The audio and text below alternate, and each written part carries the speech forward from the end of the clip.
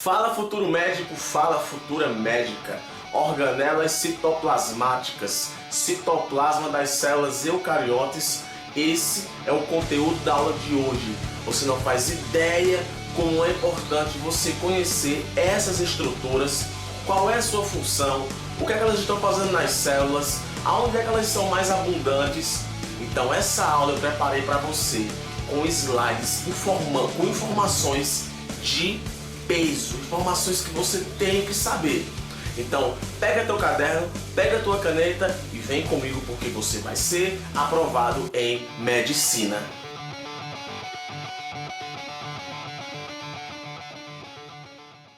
Beleza, né? Então vamos para cá. Célula eucariota animal. Patrick, por que tu resolveu fazer slide no lugar de tu filmar a tua cara, tu falando? Cara, eu não tô aqui para provar para você que eu sei. Eu tô aqui para lhe ensinar de um jeito que você aprenda. Futuro médico, eu tô aqui não para provar que eu sei. Eu tô aqui para dizer para você o que cai na sua prova e um jeito bem fácil de você aprender. Ensinar de uma forma fácil para você aprender. Então a estética da aula aqui é essa, com slide, para poder as imagens ajudarem você. Então vamos lá. Uma célula eucariote animal. Pá, tá aí. Aí sim é uma célula eucariote animal. Oxe, Patrick, não é aquela que tem no livro, não? Não. Aí é uma célula eucariote animal vista em microscópio eletrônico. Aí sim é uma célula. Tá vendo como ela é? Grande, né? E essa célula aqui, desse jeito, ela não é vista em um microscópio óptico de forma alguma. Ela é só vista em microscópio eletrônico. Desse jeito aí, bonitinha.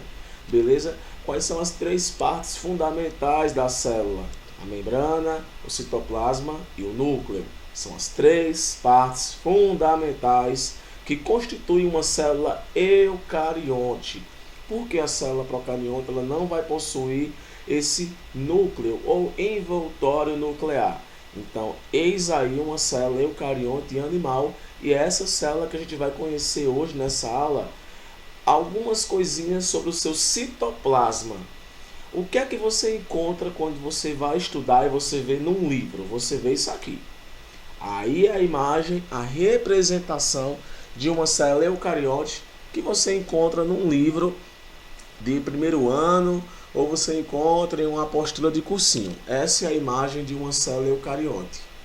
Preste atenção aí. Olha essas duas imagens. Olha se parece. Cara, se você disser que parece, você está mentindo. Não parece, não. Logicamente, a imagem aí colorida é apenas uma representação de uma célula eucarionte para você conhecer como é essa célula e você saber identificar os componentes que existem dentro dela. Olha agora essa próxima imagem. Aí sim, eis aí uma célula eucarionte de um modo representativo e com todas as estruturas que ela possui. Olha aí a quantidade de nome que tem aí de estruturas que uma célula eucarionte possui. Então a célula eucarionte ela vai ter como fundamental característica duas coisas.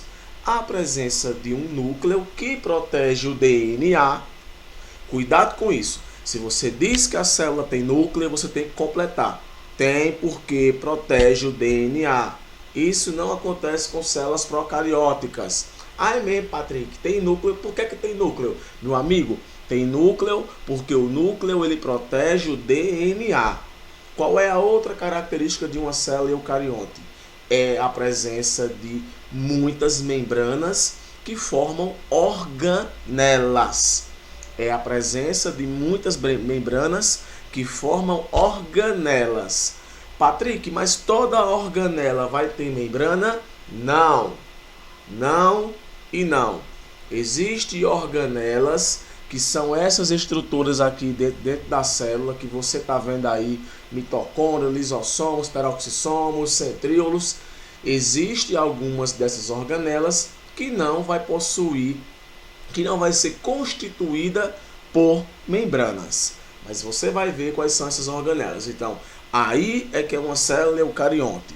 O que é que eu tenho que saber sobre essa célula? Brother, eu vou lhe dizer a função de algumas organelas que eu acredito que você não deve deixar de saber e vou dizer umas particularidades sobre cada uma delas. E outra coisa, você está vendo aí um monte de nome, eu não vou estar falando o nome de tudinho não, eu vou dizer o nome das que eu considero importante, que você tem que saber, porque vai cair na sua prova, beleza? Então vamos lá. Beleza, nossa primeira organela que eu vou estar falando para você aqui sobre ela é a mitocôndria. Por que eu vou começar com ela? Porque, galera, é nela que acontece. Primeira organela que eu vou falar para você é sobre a mitocôndria. Ela vai ser a primeira porque justamente é nela que acontece a produção de energia. É graças a ela que acontece o metabolismo, porque justamente nela é que vai acontecer a produção de energia. Por isso que ela acaba sendo a nossa primeira organela a ser comentada. Olha aí a foto dela. A mitocôndria, pessoal, é uma coisa importante que eu quero que você saiba. Ela, de acordo com a biologia evolutiva, defende a ideia de que as mitocôndrias eram bactérias que, através da inossimbiose, elas entraram dentro de uma célula eucarionte e existe aí e durante muito tempo existiu uma relação de mutualismo, e hoje a mitocôndria ela é uma organela presente nas células eucariontes de fundamental importância. E bora conhecer aqui essa organela que eu estou ficando doido. Vamos lá.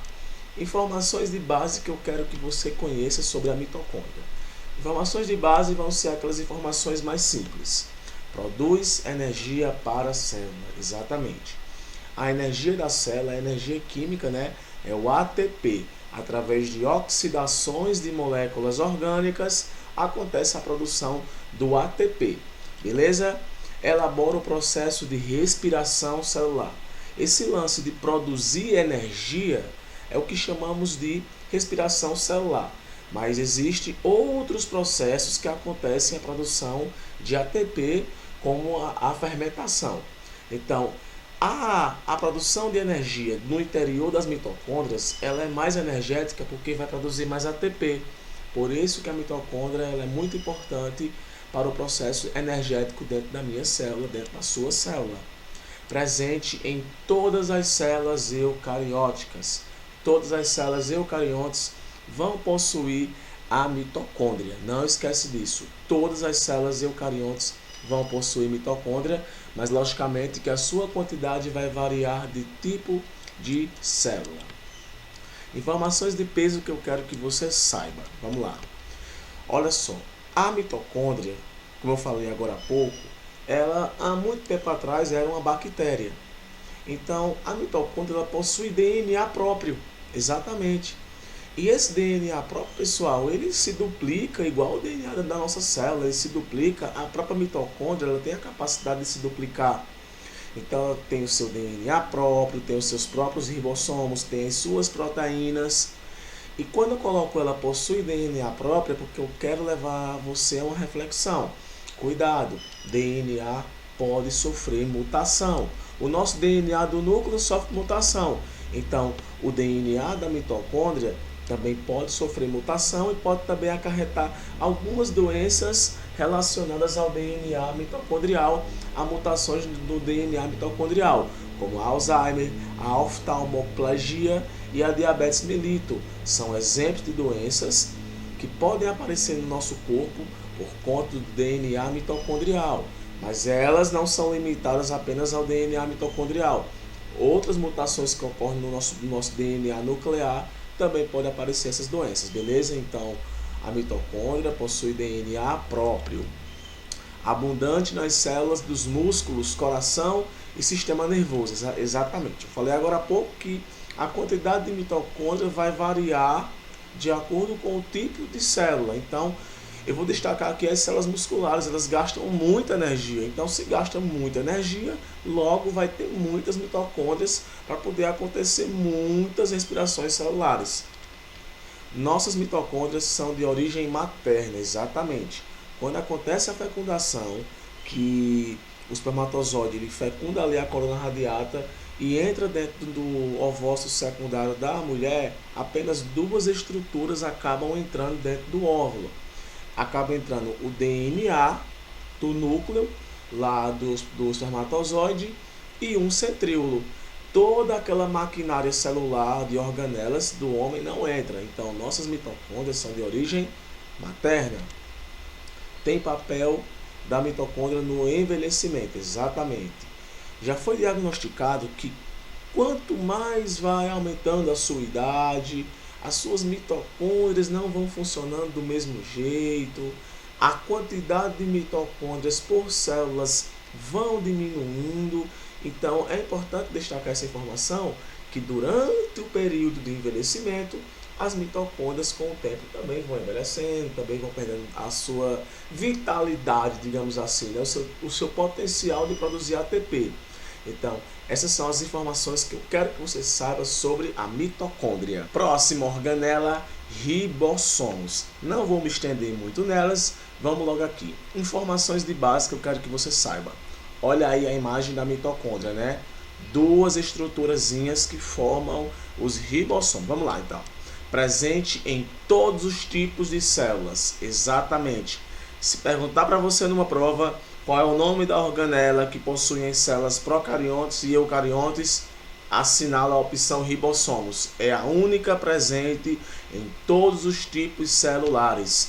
Participa do processo de tradução, ou seja, auxilia o processo de produção de proteínas. Cuidado com uma coisa, não vá nessa não. Ribossomos, fabricação de proteína. Não é assim não. Várias estruturas participam do processo de produção da proteína.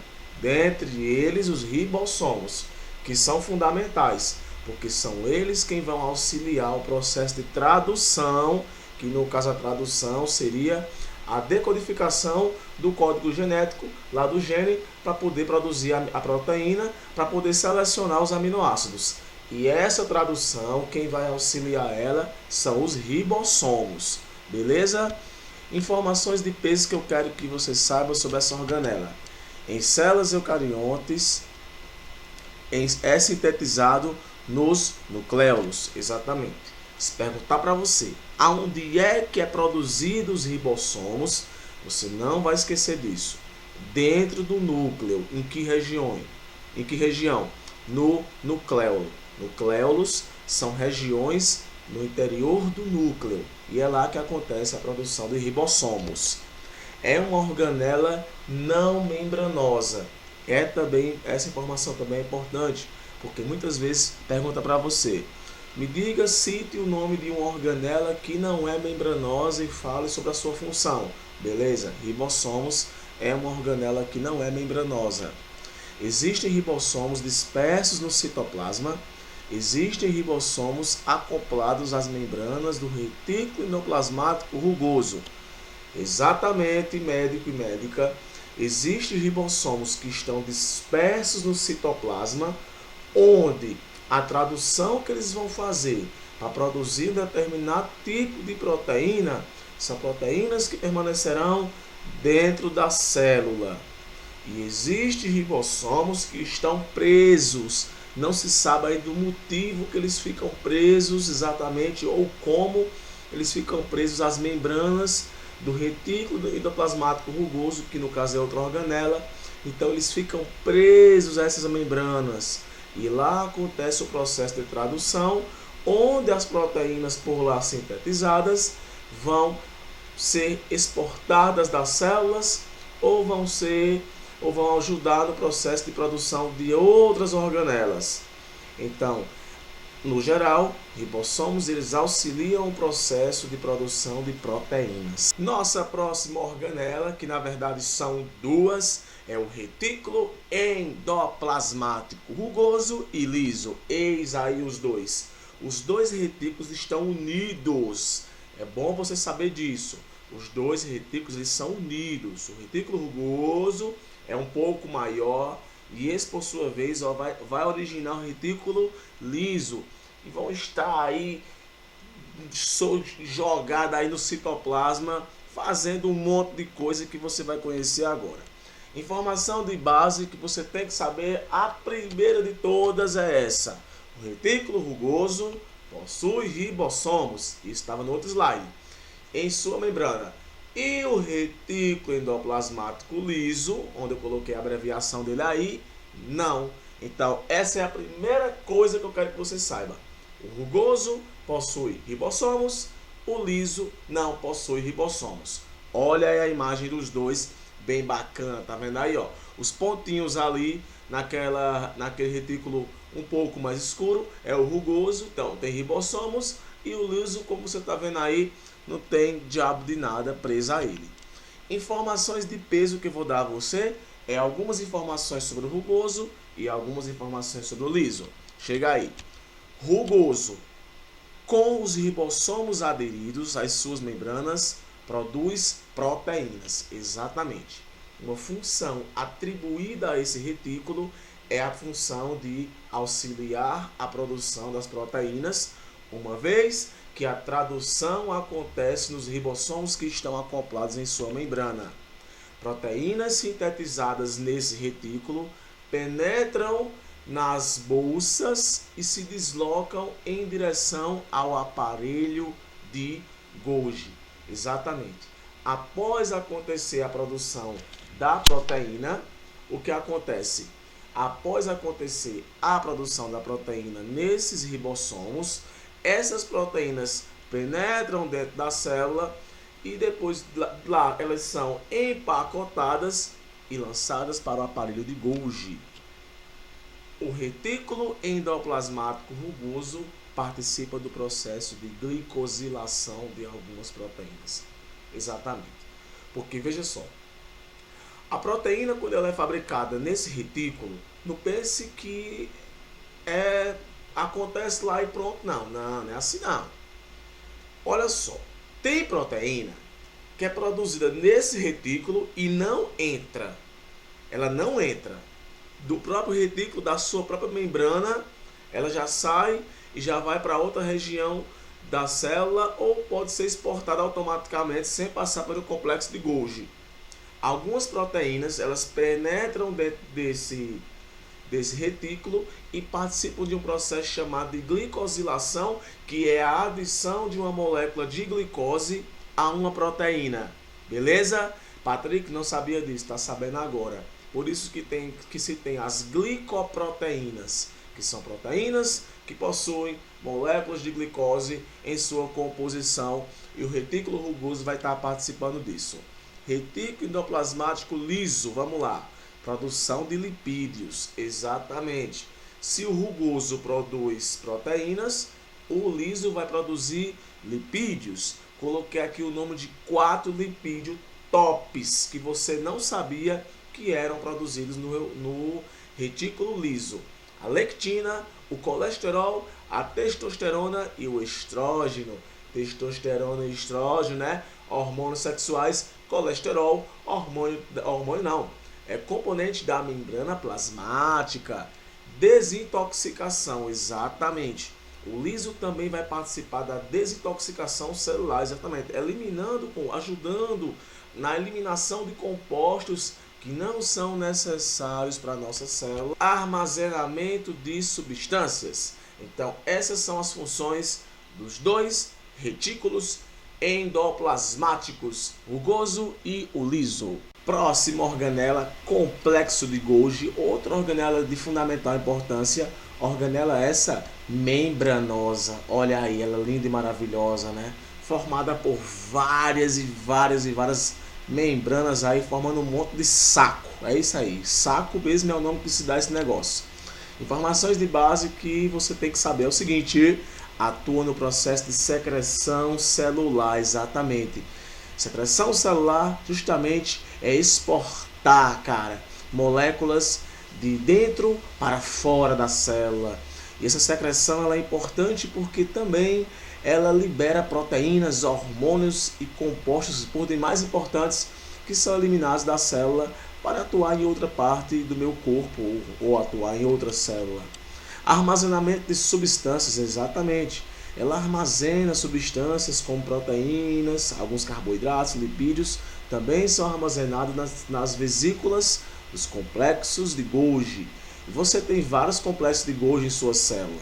Se sua célula tem muitos complexos de Golgi, então é porque ela faz muito processo de secreção celular.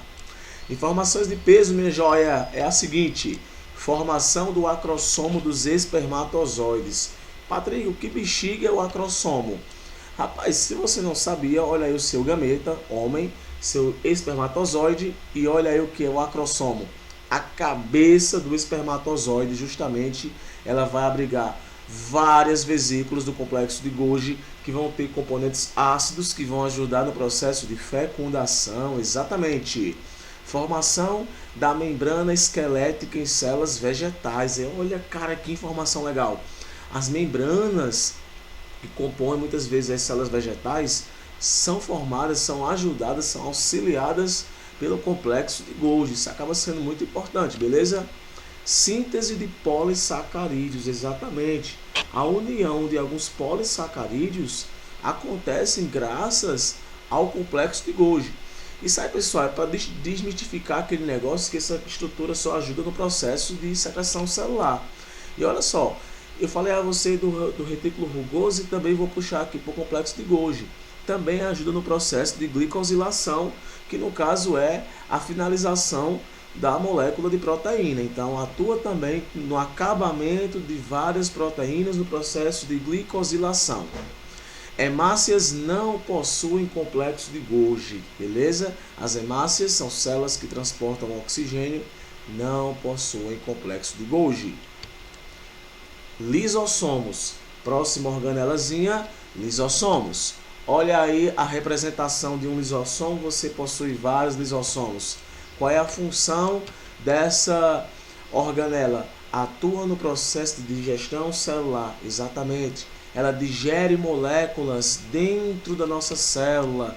E quando se fala em digestão, né, lembra logo de sistema digestório. E olha só, possui enzimas e ácidos clorídricos, e ácido clorídrico, ou melhor, dentro da sua organela, HCl. Olha só, se o lisossomo ele for estourado, pessoal, é capaz dele matar a célula. Então é importante que o lisossomo é uma organela protegida, é uma organela forte. E o interessante é que não se sabe como é que essa membrana do lisossomo consegue abrigar aí ácido clorídrico sem acabar sendo dissolvida por ele mesmo. Informações de peso que eu quero dar a você é o seguinte: atua no processo de autofagia, exatamente. Algumas organelas que não funcionam mais, quem vai digerir elas são os lisossomos. Algumas mitocôndrias, depois que deixam de funcionar, quem vai lá digerir ela vai ser o lisossomo. Atua também na heterofagia. Quando uma molécula ela entra por pinocitose ou fagocitose, quem vai digerir ela, né, através dos fagossomos são os lisossomos. São originados do complexo de Golgi. Próxima organela, peroxissomos. Olha aí, olha a representação do peroxissomos, parece muito com os lisossomos, até mesmo o nome. Informações de base. Olha só, os peroxissomos existem nas células, eles fazem a oxidação de ácidos graxos, que são componentes dos lipídios. Ácidos graxos são componentes dos lipídios. Oxidação do peróxido de hidrogênio, H2O2. Olha só, o peróxido de hidrogênio é um componente tóxico formado a partir do metabolismo celular. Então tem que ser oxidado, tem que ser quebrado, tem que ser transformado em água. Então olha aí a reaçãozinha que acontece através de enzimas catalases que existem no interior desses peroxissomos. Eles acabam quebrando essa molécula de H2O2, produzindo água e oxigênio. Informações de peso são abundantes em células do fígado e dos rins, justamente órgãos, né, que fazem a limpeza do nosso corpo. Então lá vai ser repleto de peroxissomos. Há quem diga que 2% das células hepáticas são peroxissomos, né? Isso é interessante. Participa da produção de ácidos biliares, exatamente, lá no fígado, né? A produção do suco biliar. Então os peroxissomos vão estar ajudando na composição desse composto. Em alguns vegetais, espermatócitos converte lipídios em açúcares. Olha aí, na semente, pessoal. Então essa conversão de lipídio em açúcares, essa adaptação, os peroxissomos vão estar ajudando nas células vegetais. Citoesqueleto. Galera, há quem diga que o citoesqueleto não existe. Você às vezes vai encontrar isso no livro, alguns autores dizendo que tem cientistas que defendem que não existe esse citoesqueleto, né? Mas vamos estudar na possibilidade de que ele exista, né? O que é que ele faz, esse citoesqueleto da célula? Ele forma e organiza a estrutura interna da célula, né? Ele formata, e do formato da célula se dá graças a seu citoesqueleto. Permite a adesão das células vizinhas, possibilita o deslocamento de materiais no interior da célula. Quais são os componentes do citoesqueleto? Os microtúbulos, que são constituídos por proteínas que se chamam tubulina. Isso até já caiu nos vestibulares, né? A tubulina é uma proteína que vai ajudar na formação dos microtúbulos. E esses microtúbulos, que são importantes na comunicação entre as células, eles são feitos, né? São produzidos nos centrosomos, que são regiões da célula. Os centríolos, brother, que participam da divisão celular, exatamente, né? A gente falou em centríolo, lembra logo de uma mitose, de uma meiose, porque eles estão ligados ao que chamamos de citocinese, né? Que justamente é a separação das células, os centríolos vão estar lá ajudando. Então estão ligados à movimentação celular, surgem a partir de centríolos pré-existentes, né? No caso, eles acabam, um centríolo acaba originando outro centríolo. São formados por 3 microtúbulos, isso é importante. Fungos e plantas não possuem centríolos, exatamente. Olha, fungo e planta não possuem centríolos. É importante também você saber que o ovócito secundário das mulheres não possui centríolo. E quando acontece a fecundação, o centríolo que entra dentro do ovócito secundário é o centríolo presente no espermatozoide. Movimentos celulares, né? A célula se move. Bora conhecer aqui. Nós temos a ciclose, que justamente graças à actina e à miosina, que são proteínas abundantes nas células musculares, fazem com que exista uma movimentação de organelas através de movimentos ciclos, né? Que se chama. Então é ciclose o nome disso. Movimentos ameboides, no caso, para os protozoários se moverem, né, através de projeções aí da nossa membrana plasmática desses organismos, acabam se movendo graças a esses movimentos ameboides, e o citoesqueleto participa disso. Cílios e flagelos também são por demais importantes. Cílios atuam na adesão das células, né? A bactéria possui cílios, e são esses cílios que fazem com que ela seja aderida à estrutura, né, ao substrato, ao nosso corpo, por exemplo. E os flagelos que os espermatozoides possuem, e graças a eles é que o espermatozoide consegue aí se locomover para conseguir fecundar os ovócitos. Beleza, espero que você tenha entendido, tenha gostado. Vamos lá. Dica de estudo.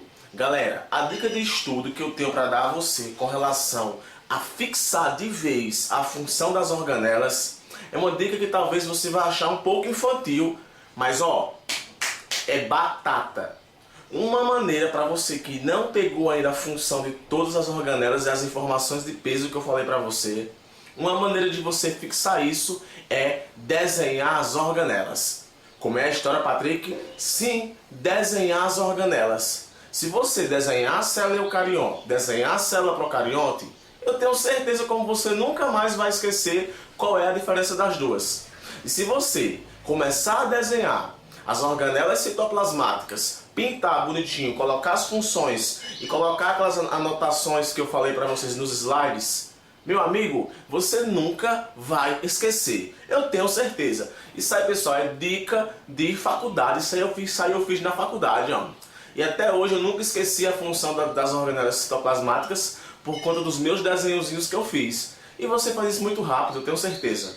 Galera, a motivação que eu tenho para dar para você hoje é que você é especial, você vai vencer. Não esquece disso, eu sei que você deve estar passando aí por uma fase ruim de estudo, mas não interessa. O que importa é que você está aqui vendo essa aula e é porque você quer alguma coisa.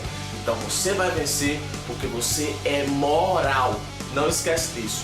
Deus lhe ama, Jesus lhe ama e eu também lhe amo. Então não esquece de curtir aí a página, se inscrever no canal, compartilhar para valorizar o meu trabalho. E é isso daí. A biologia é muito fácil de aprender. Só basta você anotar o que Patrick vai dizer. Valeu, galera. Foi boa!